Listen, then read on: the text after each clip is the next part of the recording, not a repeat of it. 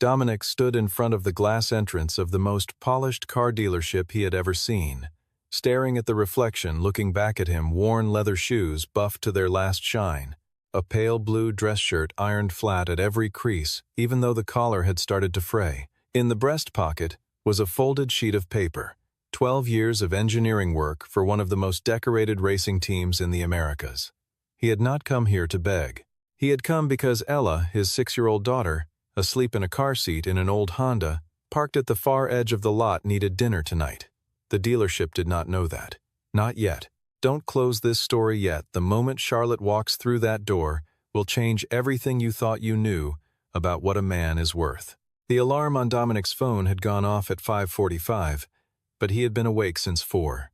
He lay in the dark of the small 2-bedroom apartment in a quiet block on the outer edge of the city, listening to the faint sound of Ella breathing through the open door of the second room, and he thought about nothing at all.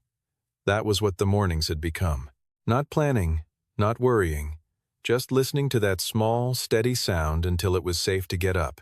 The kitchen light was yellow and low. He made coffee he would not drink and stood at the counter with both hands around the mug, looking at the surface of the table. A reminder slip was tucked under the mug's base, printed from an email confirmation 3 days earlier. Interview, 9:15. Prestige Auto Group, downtown. Beside the reminder slip was a bill from the property management company. The overdue notice stamp across the top was red. 14 days past due. He did not pick it up. He had the number memorized. He had one tie. Ella had chosen it the night before, sitting cross-legged on his bed while he stood at the closet with 3 options laid across his arm. She had pointed to the blue one without hesitating, a medium shade, solid, slightly too wide by current standards, but clean. That one, Daddy. That's the best one. He had believed her. He knotted the tie at the bathroom mirror, straightened it twice, and decided it was as good as it was going to get. The shirt was pale blue, which matched in a way that probably only a 6-year-old thought was deliberate, and the jacket was charcoal, which he had bought for a friend's wedding 7 years ago, and which still fit because he had not stopped moving long enough to change shape. He looked like a man who was trying. Whether that was enough depended on who was looking. The folder on the kitchen counter held his resume and 3 reference letters. 12 years at Meridian Racing, the top privately funded Formula America's team of the past decade. He had started there at 22 as a junior systems technician and worked his way to chief powertrain engineer before he was 30. The team had won consecutive top 3 finishes for 6 of the years he was there. The engines under those hoods had been rebuilt by hands that were now holding a coffee mug in a small apartment kitchen, waiting for the clock to move. He had left 3 years ago. Not for money, not for a better offer. He had left because his wife, Sarah, had died on a Tuesday in October, and when he came home from the hospital that night, he walked into a house where Ella was asleep in a crib she was almost too big for, and she did not know yet, and when she woke up the next morning and said, "Mama?" the way she did every morning, Dominic had understood with total clarity that there was nothing in the world, not a race, not a title, not a paycheck that mattered as much as the answer he gave to that question in the months ahead. He left Meridian 6 weeks later. The team called him 17 times in the following 6 months. He had let every call go to voicemail. He was not being dramatic. He was being a father, which was something he had only just learned how to do, and he did not trust himself to do both at once. For 2 years after, he worked as a freelance mechanic. Good work, reliable work, the kind of work where men who knew engines trusted him on site. He had been earning enough to keep things steady when the shop that contracted most of his hours closed without much warning. Overhead, the owner had said. That was 9 months ago. The savings had been patient, but they were not infinite. Ella came out of her room carrying Button, the stuffed rabbit she had been given at the hospital on the night she was born, which now had one slightly flattened ear and a small patch of worn fabric on its left cheek where she pressed it against her face when she slept. She was wearing her yellow pajamas, and her hair was sideways, and she looked at her father standing at the counter in his jacket and his tie, and her eyes went wide, the way they always did when she decided something was important. "You look very handsome," she said. "Thank you. Are they going to hire you?" He set the mug down and crouched to her level. He looked at her seriously, the way she deserved to be looked at. I'm going to try my best." She considered this for a moment with the gravity of someone who had thought about the matter deeply. Then she nodded. "Okay, you're wearing the good tie. They're going to like you." He held her small hand between both of his, for a second, warm, steady, certain in that uncomplicated way children have, of being certain, and then he stood and told her to eat her cereal while he went to start the car. The Honda started on the third try. He knew exactly what the problem was: a degraded crankshaft position sensor feeding inconsistent signal to the ECU, causing the ignition cycle to stall on the first 2 attempts before the system corrected. He could fix it in 20 minutes with the right part. The right part cost $42, which he did not have available right now. He put the car in reverse and pulled out of the lot. He drove Ella to the neighbor's house, Mrs. Ruth Gallagher, a retired schoolteacher 2 doors down who had been watching Ella on interview mornings, without being asked to, and without asking for anything back, which was a kindness Dominic had filed under the category of things he planned to repay as soon as he was able. Ella said goodbye to him at the door with button tucked under her arm and her yellow pajamas still on because Mrs. Gallagher let her stay in them until 10. He drove through the city in the early light, past the coffee shops that had lines out the door, and the office towers that were just beginning to light up from the inside, and when he turned onto the main commercial corridor and saw the building ahead, he understood immediately why the posting had specified business formal. The glass facade of Prestige Auto Group caught the morning sun and threw it back in every direction. The signage was brushed chrome. The row of vehicles in the showroom window, 8 of them, spaced like exhibits, began at $65,000 and climbed from there. The lot was clean enough to eat off. He parked at the far end, checked the mirror once, and got out. The inside of the dealership smelled like new leather and cool air and something faintly citrus that had probably come from a diffuser built into the ventilation. The music was low and formless, the kind of music designed to make you feel that money was a natural condition. The showroom floor was wide and pale, the kind of pale that showed every scuff. Dominic walked across it without scuffing it. The receptionist at the front desk was a young woman named Mia, mid-20s. Dark hair pulled back, a headset looped around her neck. She looked up when Dominic walked in, and her eyes did the thing that eyes sometimes did. A single, smooth downward pass, and then back to the screen. Professional, efficient, concluded. "Do you have an appointment?" Dominic Wells, 9:15 interview. She typed for a moment. "Waiting area on your left. There's a form on the chair." The waiting area had 4 chairs arranged around a low glass table. 3 of the chairs were occupied. The first held a man named Cameron. Dominic did not know his name yet, but would later, who was wearing a navy suit that fit the way suits fit when they were new, with a tie that had the particular sheen of something expensive, and a phone he was scrolling, with the casual disinterest of a person accustomed to waiting in places like this without it meaning anything. The second held a younger man with blonde hair, who was reviewing notes on a tablet with visible focus. The third held a woman in her late 20s, who glanced up when Dominic sat down and then looked back at her documents. Dominic took the 4th chair. He did not look at his phone. He sat with his back straight and his folder on his knees and his hands resting on top of the folder, and he was still. On the glass table was a spread of brochures. The top one was for the Orion X9, the model the manufacturer had released 8 months ago to considerable industry attention. The cover showed the car from a low angle against an overcast sky, the headline reading, "Engineered without compromise." Dominic looked at the technical specifications page visible beneath the cover. He had read the full spec sheet in February when the model launched. He had also, a month later, read a supplier change notice on a business-to-business component portal that most people outside of procurement and engineering had no reason to visit. He looked at the photo of the front brake assembly and pressed his lips together once. A door opened at the back of the showroom, and a man walked out.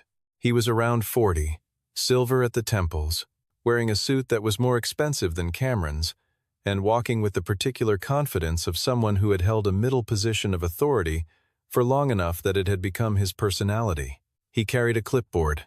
He looked at the clipboard, then at the room. "Cameron?" Cameron stood. The handshake between the two of them lasted longer than necessary and involved a forearm clasp. The man from the back, whose name, Dominic would learn shortly, was Jason Mercer, hiring manager and head of sales operations, was warmer in those first 3 seconds than he had been in the 2 seconds he'd scanned the rest of the room. Dominic waited. Cameron came out after 20 minutes, easy in the shoulders, already exchanging a name drop about a mutual acquaintance. The blonde man went in. 15 minutes. The woman went in. 12 minutes. And then it was quiet. Jason stood in the doorway and looked at the clipboard and then at Dominic. And in that moment, Dominic saw something pass through the man's expression that was not dislike and not recognition. It was something closer to a decision being made from insufficient information and insufficient interest in correcting that. It was the look of a man who had already decided and was treating the next 15 minutes as a formality. Dominic? Yes, the handshake was correct. 1 pump, released. Jason looked down at Dominic's hand for a fraction of a second, the calluses across the palm, the faint trace of grease at the base of the thumbnail that would not fully wash out no matter what, and then looked away. They walked to the interview room. Jason did not open the folder for the first 4 minutes.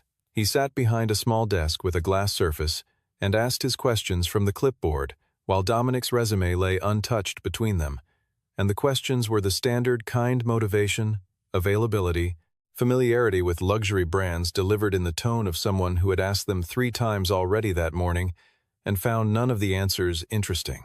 How familiar are you with high-net-worth clients? Jason asked. I've worked alongside them. Drivers at the level I was supporting had a combined net worth most people don't encounter in a lifetime. The work was the same regardless. Jason wrote something on the clipboard, or appeared to.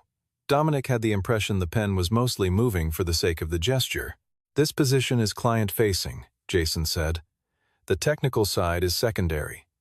Our customers don't need the engine explained to them. They need to feel understood. I can do both. Most people say that. I know. I'm saying it because it's true, not because it's expected. Jason looked up. A brief flicker, not respect, more like recalibration, the way a person recalibrates when they realize the other person is not going to give them the easy version.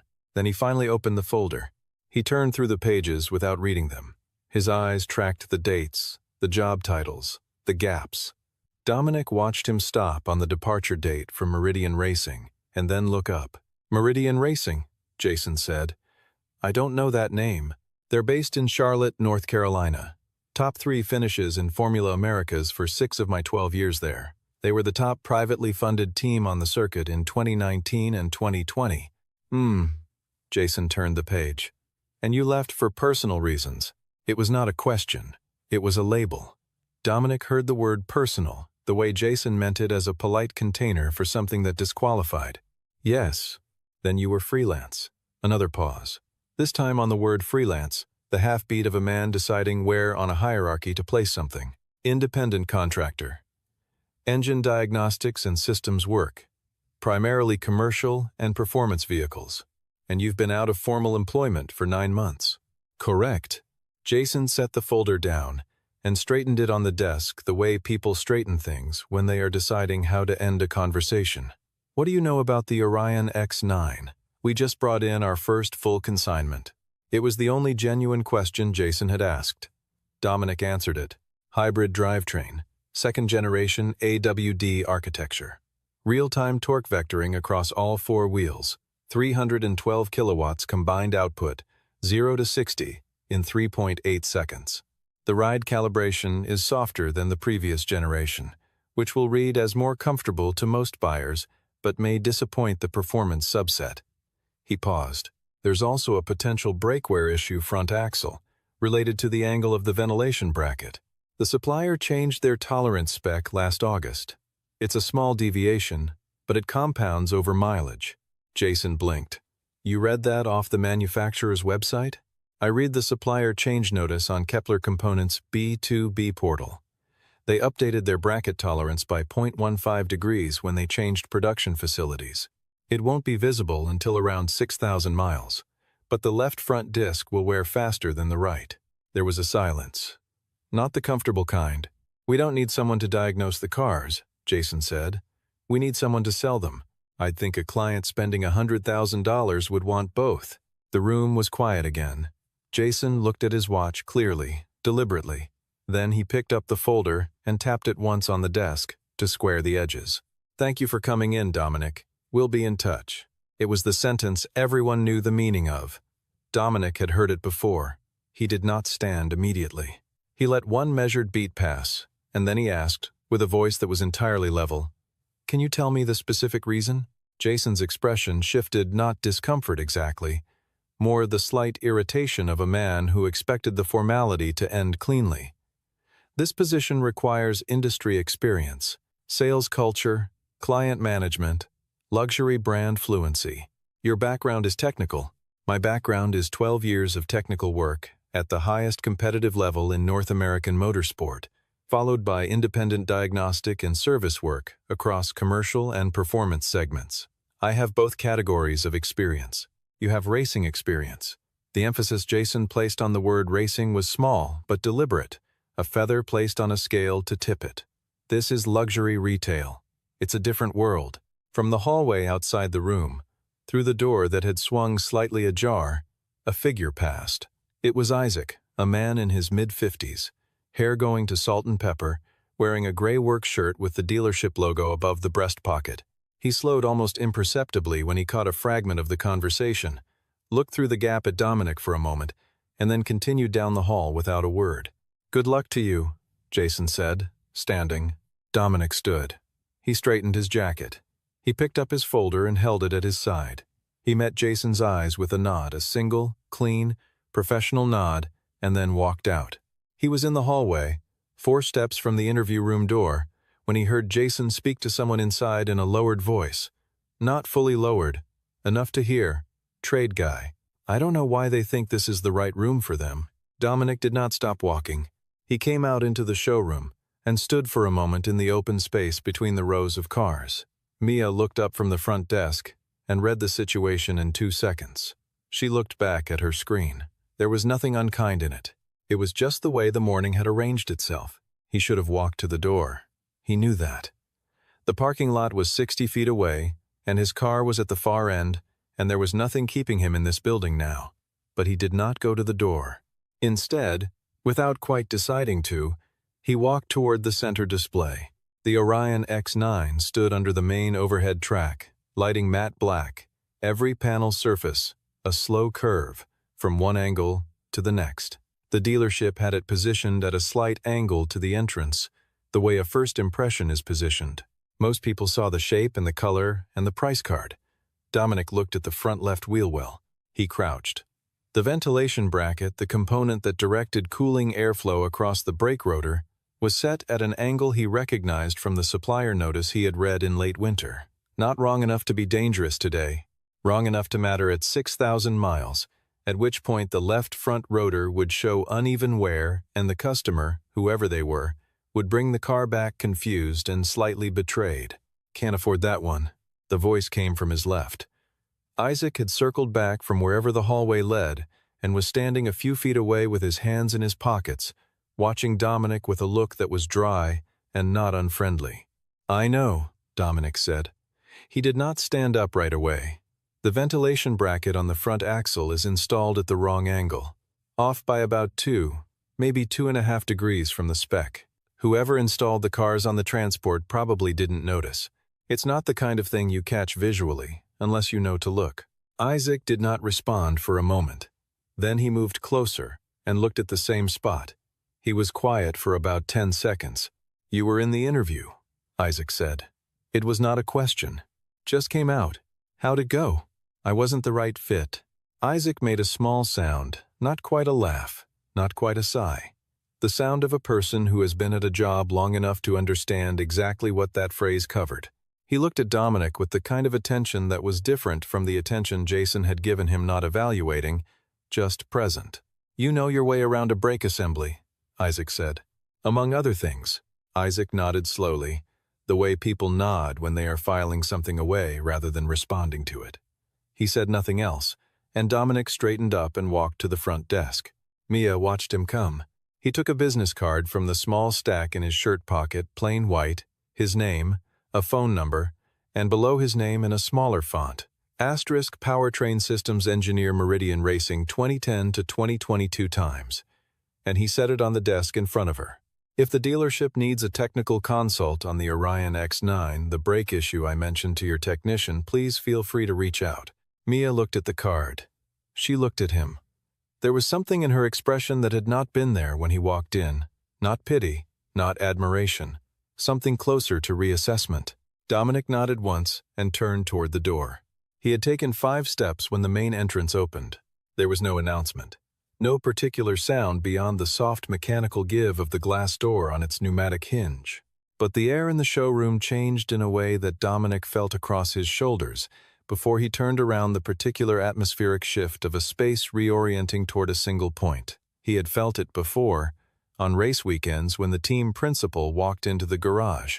A kind of collective attention, quiet and immediate. Mia straightened. 2 salesmen near the far display case stopped their conversation mid-sentence, and from the front desk came Mia's voice, softer and more careful than anything she had said all morning. "Good morning, Miss Charlotte." She did not look like a CEO in the way the word sometimes conjures no power blazer, no studied authority in the bearing, no entourage. Charlotte Voss wore a cognac-colored leather jacket over a dark blouse, fitted trousers, low-heeled ankle boots. Her hair was dark brown and pulled back simply, not arranged. She carried a tablet under one arm and a small folder of documents under the other.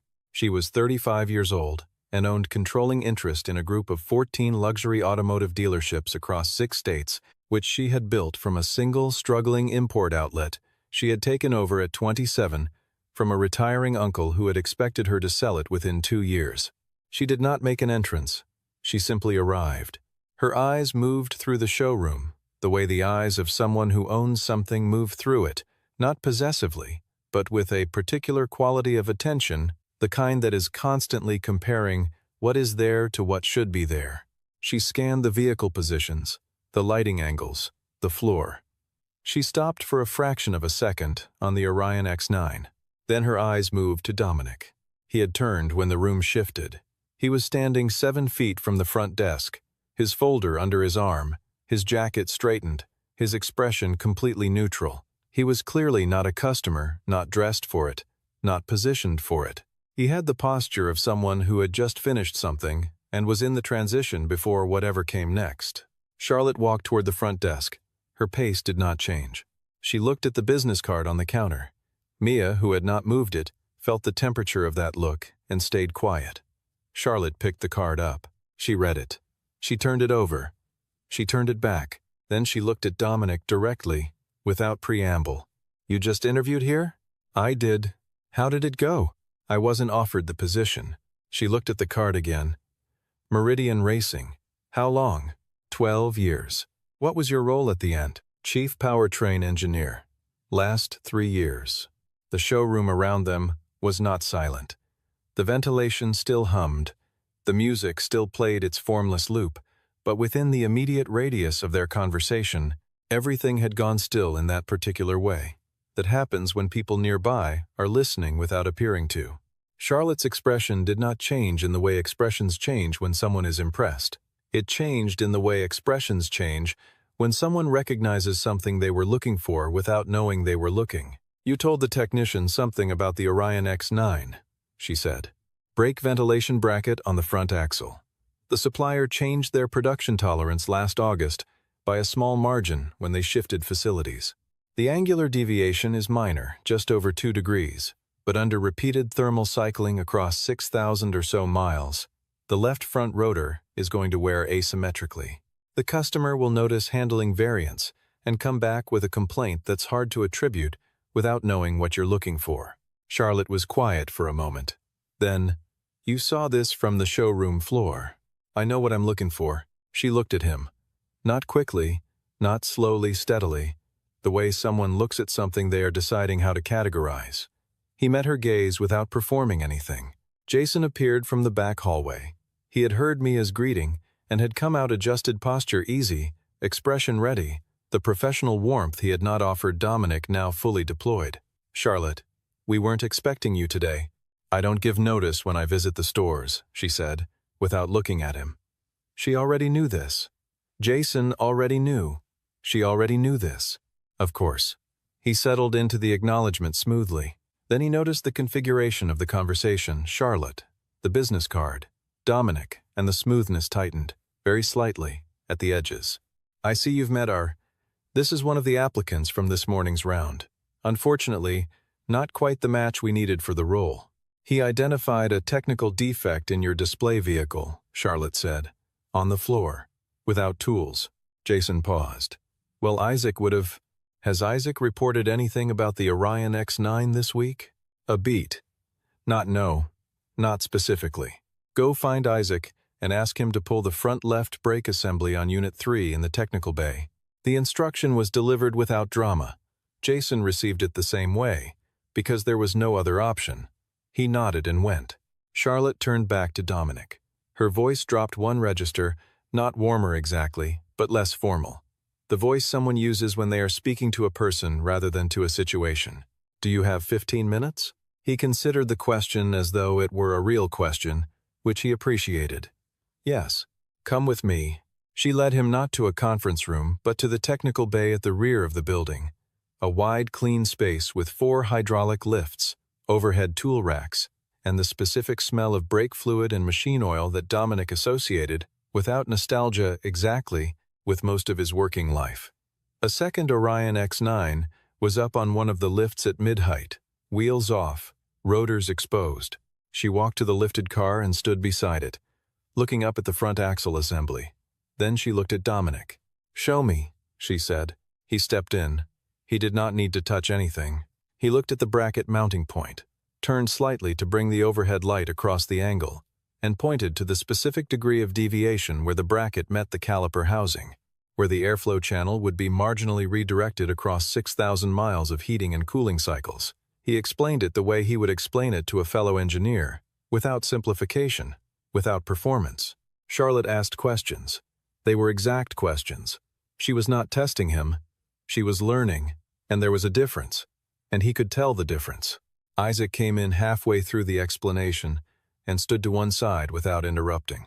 When Dominic finished, Isaac looked at the bracket for a long moment and then said, quietly, I've looked at these cars for 3 weeks. I didn't catch that. You'd have to know that Kepler Components changed suppliers for the bracket casting in August, Dominic said. It's in their portal under technical notifications. Most people outside procurement don't track that level. Charlotte was watching him. How do you track it? Habit. When I was at Meridian, we had supplier spec sheets from 43 component vendors.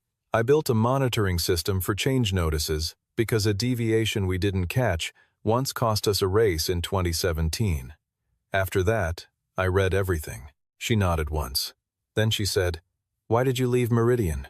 The question was direct and personal, and she asked it without apology, which was somehow the right way to ask it. He answered the same way. My wife died 3 years ago. I have a daughter, she was 3 at the time. She needed me home. Charlotte did not say she was sorry. She did not fill the silence with language. She looked at him for a moment and then nodded, the nod of someone who has processed something real rather than deflected it. What's her name? Ella. Something changed in Charlotte's face. Then a small, involuntary thing, a brief warmth that did not fit the professional register and that she did not try to hide. That's a beautiful name. She's a good kid, Dominic said, which was an enormous understatement. But he was not the kind of man who said enormous things about the people he loved. Charlotte was quiet for a moment. Her tablet was under her arm. She was not looking at it. She was looking at the car, and then at him, and he had the sense that she was thinking something through rather than stalling. I know Meridian Racing, she said. He looked at her. 3 years ago, I acquired a partial stake in their primary technical sponsor, a component manufacturing group. Due diligence required me to review their major client portfolios. Meridian was the flagship. I read through the performance documentation from 218 and 219. She paused. Your name was on the engine systems reports. All of them. He was still. Not surprised exactly, more like watching something distant resolve into focus. I remembered it because those were the years the team outperformed every financial and competitive projection, she said. And then the year after those reports stopped having your name on them, the team dropped from first to third. Everyone in the industry attributed it to driver rotation. But I'd read the engineering reports, and I knew it wasn't the drivers. Dominic said nothing. There was nothing to add to it. They called you 17 times, she said. Yes. You didn't answer. Ella was 3. Charlotte looked at him for a long moment. There was no judgment in it, and no performance of understanding either, just the look of someone who had made enough hard choices to recognize the shape of another one. What did you actually want when you walked in here this morning? She asked. He did not hesitate. A stable job. Enough to cover rent and my daughter's school fees. Regular hours. That's it? That's the whole thing. She turned the tablet over once in her hands. Looked at the car. Looked at him. Then she said, "All right." Jason was waiting when they came back into the showroom. He had regrouped in the 20 minutes they had been in the technical bay, the looseness replaced by a careful, managed composure. Beside him, Isaac stood slightly apart, having already reported his findings to Charlotte by text. Charlotte stopped in the center of the showroom floor. The overhead track lighting fell evenly across everything. Jason. Her voice was the same temperature. It always was. Not cold, not warm. Steady. The senior technical advisory position for VIP services. Is it still open? It's yes. But as I mentioned, we were looking for someone with direct industry. Isaac confirmed the brake issue this morning. The deviation Dominic identified is accurate. We'll need to inspect all 12 units in the current consignment. She looked at Jason without expression. He found it in under 2 minutes on the showroom floor, without instruments. Jason's jaw tightened very slightly. He shifted to a fallback position the way practice people shift without appearing to. The role requires more than diagnostics. It's client-facing. It requires a certain fluency with the clientele. Did you ask him any technical questions during the interview? The question landed and stayed there. We don't generally. Did you ask him any technical questions? The room was quiet. Not dramatically quiet. Just the ordinary quiet of people nearby who are being careful with their breath. Jason said, "No." Charlotte nodded. Not in satisfaction. In the way you nod when a variable you expected to be uncertain turns out to be confirmed. She looked at Isaac. The interview process for technical advisory roles will include an engineering component going forward. I'll have my office send revised criteria by end of week. Isaac nodded. He did not look at Jason. Charlotte turned to Dominic. "I'd like to offer you a position," she said. "Not the one you applied for. Senior Director of Technical Services and Client Advisory. It oversees both the technical operations and the VIP customer experience function. It's a management track position. The role has been vacant for 4 months because we haven't found the right person." She stated the salary. Clearly, without decorating it or watching for his reaction, it was a real number. Not transformative, but stable, and more than he had expected, and enough to cover everything that needed covering with a margin left over. Standard hours, she continued. Monday through Friday. Saturday shifts are self-scheduled on a rotation. You'd have input on your own calendar once you're past the first 90 days. He processed the number. He processed the hours. He thought about Ella getting out of school at 3:30. He thought about the Honda. He thought about the bill on the kitchen table. "My daughter gets out at 3:30, he said. "That won't be a problem," she said. He looked at her for a moment. Not measuring, just present. "I'll take it," he said. Jason said nothing. There was nothing for him to say that would help his situation, and he was experienced enough to know it. He stood with his arms slightly forward, his clipboard at his side, and absorbed the shape of what had happened with the expression of a man who would spend the rest of the afternoon deciding how to reclassify it in memory. Charlotte handed Dominic a card with her assistant's contact. "Come in Thursday to complete the paperwork. We'll go over the technical scope of the role, and I'll introduce you to the team leads." She turned toward the back of the showroom. Then she stopped. "The Orion X9 issue," she said, not turning around. "Write it up for me, whatever format you prefer. I want to send it to the manufacturer with your name on it." She walked away. Dominic stood in the center of the showroom floor for a moment. Mia was looking at him. She was holding his business card, which she had picked up from the counter when Charlotte had set it back down. She held it out to him. He looked at it. Then he looked at her. "Keep it," he said, "in case someone needs it." She looked at the card, then at him, and smiled, not the professional smile she had given him that morning, but a real one, the kind that happens before a person decides to do it. He nodded once, walked to the door, and pushed it open into the morning. The Honda started on the second try, which felt like progress. He sat in the driver's seat for a moment, with the engine running. The sun had moved since he'd arrived. The building's glass threw it at a different angle now. He put his hands on the wheel and did not do anything with them for a long moment.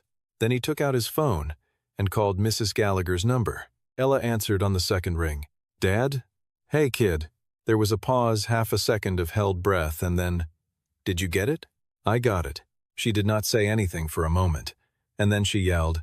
A full, unconstrained, 6-year-old yell of joy, wordless and total, and loud enough that Dominic heard Mrs. Gallagher laugh in the background. "Mrs. Gallagher. Mrs. Gallagher, my dad got the job." Dominic leaned his head back against the headrest. He closed his eyes. His shoulders, which had been holding a tension for so long, he had stopped noticing it as tension, and started noticing it as simply the shape of his own body came down. He sat there for a long moment, listening to Ella tell the news to everyone in the room, which appeared to be just Mrs. Gallagher and Button, but she told them with the thoroughness and enthusiasm of someone addressing a crowd. When she came back to the phone, her voice was slightly breathless. "I knew it," she said. "I knew they were going to like you. You were right. I'm always right." She said it in the matter-of-fact tone of someone stating a weather condition. "When are you coming to get me?" "Soon. Give me an hour." "Okay. Are you happy?" He thought about the question. He thought about it the way the question deserved to be thought about. Not the performance of answering, but the actual internal accounting of the state of things. "Yeah," he said. "I am. Good."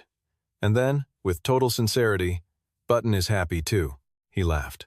It was a short laugh, quiet, the kind that comes out when something catches you without warning. "Tell Button I said thanks." He hung up and sat another minute in the car, in the sun, in the ordinary morning that had quietly become something else. Then he put the Honda in drive and went to get his daughter. He picked her up still in her yellow pajamas, because Mrs. Gallagher had let her stay in them until noon on account of the occasion. Ella came down the front path at a run and hit him at the knees with the full weight of her enthusiasm and wrapped her arms around his legs, and Button got briefly crushed between them, and Dominic crouched down and held her for a long moment with his chin on the top of her head and her small hands clutching the back of his jacket. "Why are your eyes red?" she asked when he pulled back to look at her. "Dust," he said. She narrowed her eyes at him. "Dust or crying?" "Dust."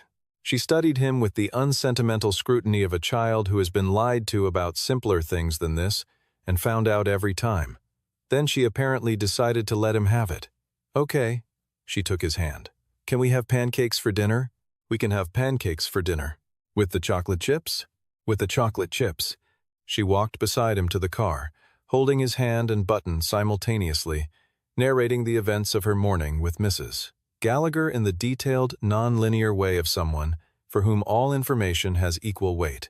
The trip to get a library book, the discovery of a spider above Mrs. Gallagher's kitchen window, the debate about whether the spider had been there yesterday. He listened to all of it. On the way home, she sat in the back seat and pressed her face to the window and watched the buildings pass. After a few minutes, she asked, without turning from the window, "What's the name of the lady who hired you?" "Charlotte." "Is she nice?" He thought about it. Not whether Charlotte was nice, that was too small a word for what he had observed, but how to explain to a 6-year-old the thing that had actually happened in that building. He thought about a woman who walked into a room and noticed things other people had decided not to notice, who asked direct questions and waited for real answers, who gave a job to a man not because he fit the picture on a form, but because she recognized the thing he could actually do. "She saw me," he said, "when she didn't have to." Ella turned from the window. She considered this with her whole face, the way she considered things. Then she nodded once, with the finality of someone closing a case. "Then she's the right person," she said. He caught her eyes in the rearview mirror. She was looking at him steadily, Button held against her chest, the yellow pajamas bright against the afternoon coming through the window. "Yeah," he said, "she is." That evening the kitchen light was yellow and low again, the same as it had been in the morning, but everything in it was different in the way that the same room is different when the thing you have been carrying has been set down.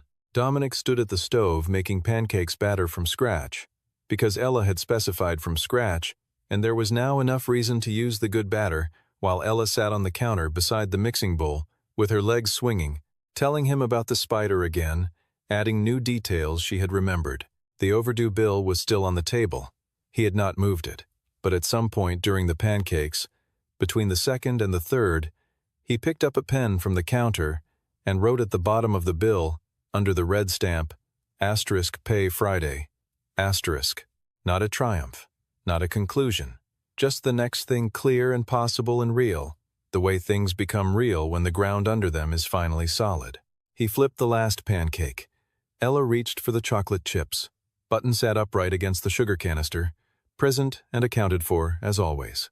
Outside the kitchen window, the city was going toward evening. Inside, the light was warm, and for the first time in a long time, tomorrow had a shape to it.